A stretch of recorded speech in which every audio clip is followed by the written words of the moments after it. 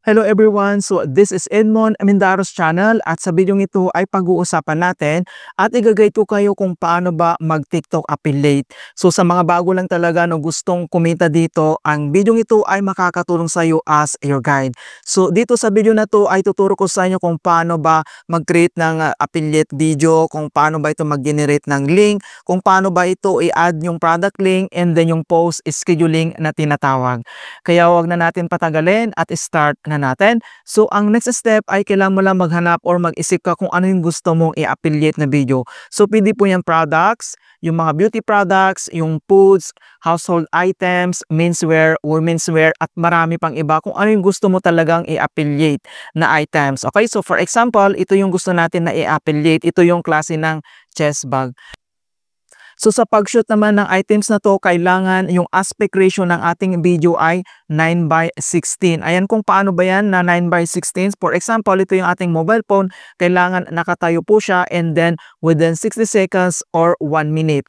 Okay, so kapag na-shoot mo na siya o nagawa mo na ng affiliate video yung items na to, and then ang ginagawa ko kasi ay gine-generate ko muna yung kanyang product link. Kung paano ba mag-generate ng product link dito lang sa ating TikTok. So i-open mo lang dito yung TikTok app.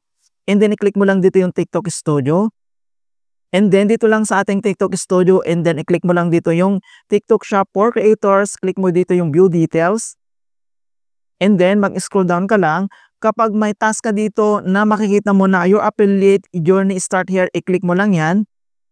And then i-click mo lang dito yung Go. And then, dito na tayo sa mga products. So, dito lang sa taas, makikita mo dito yung searching product. So, dito naman, kailangan mo lang i-search kung ano yung product na ina-affiliate mo. Dapat tugma po siya. So, click mo lang dito sa searching address bar. And then, i-search mo lang kung ano yung product na ina-affiliate mo. Okay? So, click mo lang yan. For example, ito yung chest bag. Ayan. So, dito sa mga kaibigan sa searching address bar, kailangan mo lang hanapin dito kung ano yung items na na-affiliate mo. Okay? So, for example, ito yung chest bag. I-click mo lang.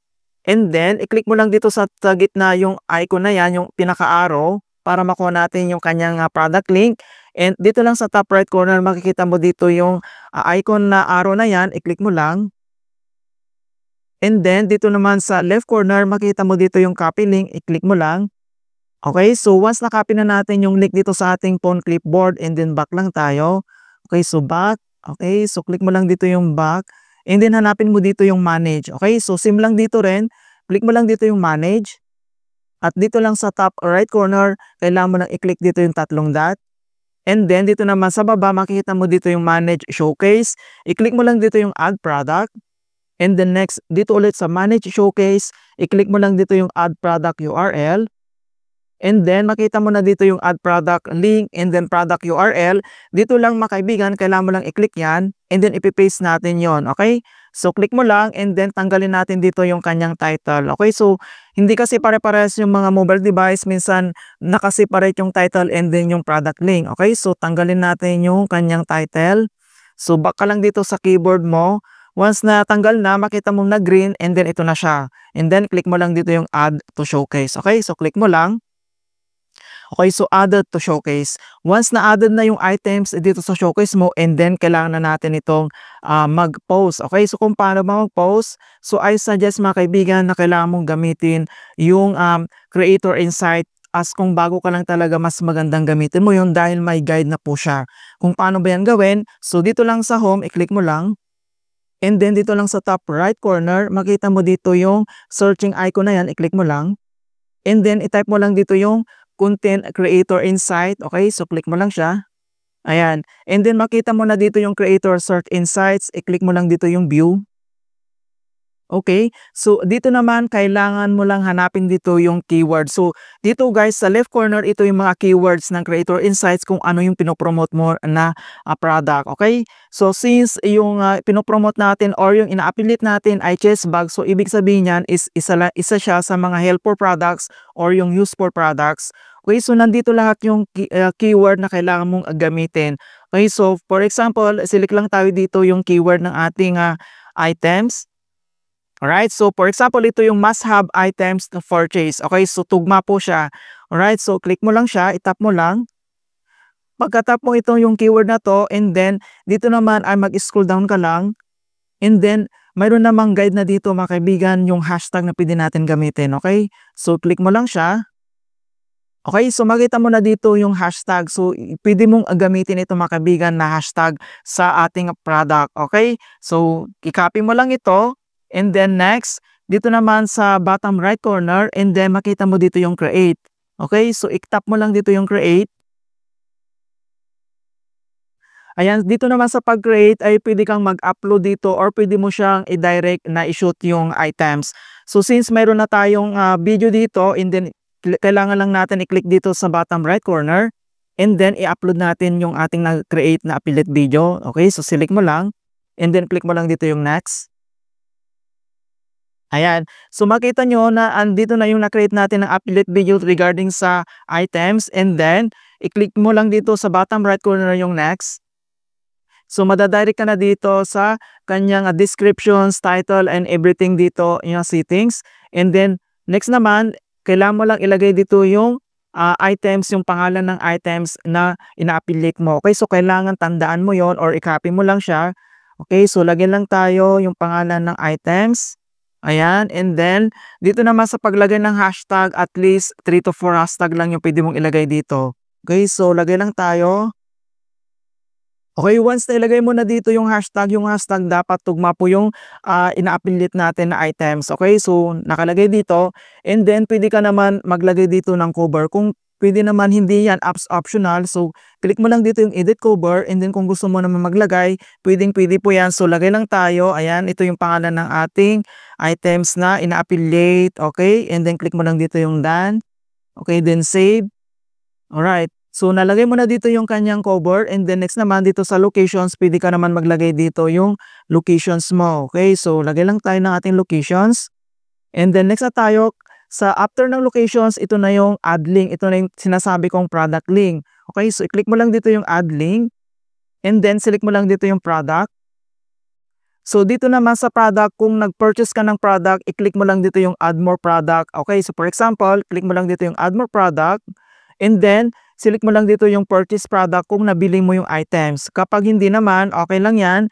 Kapag na-generate mo na yung items, mga kaibigan, i-search mo lang dito sa searching address bar yung product name. Okay, so for example, search lang natin. So, ito yung name ng product.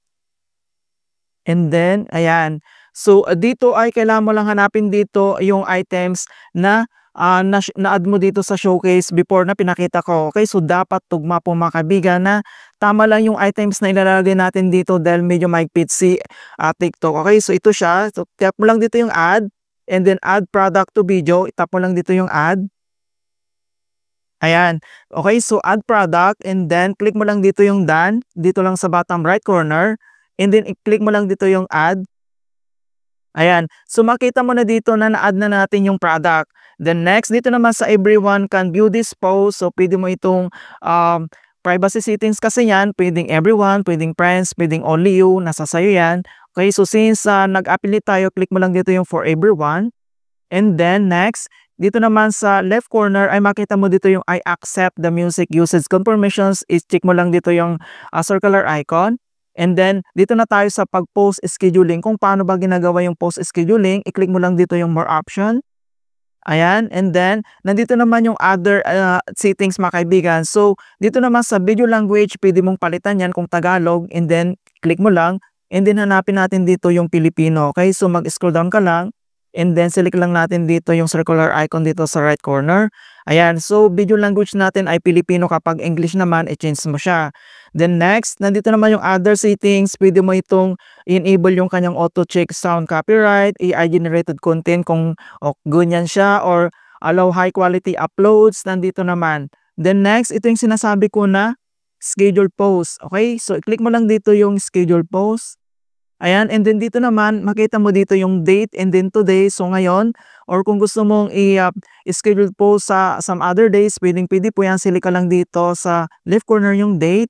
And then dito naman sa pinakagitna, ito yung time. Okay, so dito 12 PM, 1 PM, 2 PM. Select ka lang dito kung anong gusto mong oras na mapopost yung affiliate video mo. And then dito naman sa right corner, ito yung minutes niya mga kaibigan. Okay, so 20 minutes, 31 minutes, ayan. So, select mo lang siya. For example, ito. Okay, so adjust lang natin yung time. Alright. Kapag nasa-select mo na yung, kung anong time or yung gusto mo o anong date and then click mo lang dito yung done. Okay, and then close lang natin. Alright, so ready na po siya. So nandito lahat yung kanyang title, descriptions, hashtag, cover, yung locations, yung ad ng product, nandito na rin. Yung kanyang privacy, and then dito lang sa bottom right corner, itap mo lang dito yung scheduled. And then wait lang natin. So makita mo na dito sa ating profile, homepage profile, na nandito na yung items kapag clinic mo yan. And then makita mo na dito na this post has been scheduled. And then ito siya. So nandito na yung time. So today is 2 PM po siya na mapopost. Kapag nag 2 PM na siya, automatic po na mapopost yung ating TikTok affiliate video. Ayan guys, so ganun lang po kasimple. Ayan, and hope na nasundan nyo itong aking simpleng tutorial para sa mga bago na gustong kumita dito sa TikTok. Okay, and hope na nakapagbigay ako ng konting kalaman at guide tungkol sa TikTok affiliate tutorials. Thank you guys and see you in my next tutorials.